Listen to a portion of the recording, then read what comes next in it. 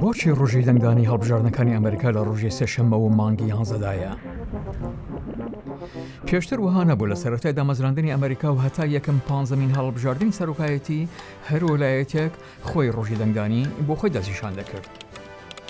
لەگەڵ پێشکەوتنی ئەمیرەکانی پەیوەندیکردن نیگەرانی دروستبوون لەوەی ئەنجامی دەنگدانی وەلایەتێک کاریگەری هەبێت لەسەر خەڵکی وەلایەتێک کە هێشتا دەنگیان نەدابێت. بۆیە کەنگرس بریاریدا لە هەموو ئەمریکا لە یەک ڕۆژدا پرۆسەی دەنگدان ئەنجام بدرێت، ئەویش لە یەکەم ڕۆژی سێشەمەی مانگی 11دا. بۆچی سێشەممە؟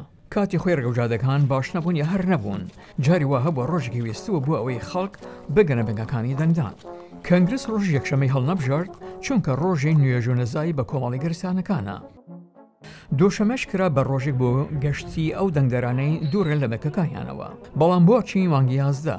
پێشتر زۆربەی ئەمریکایەکان جوتیار بوون لە مانگی 11 وەرزی دەروێنە کۆتایی دێت، زستانی سەختیش هێشتا نهاتووە. لەم سەردەمە ڕێگەوجادەکان باشن، بەشێکی کەمی ئەمریکایەکان جوتیارن.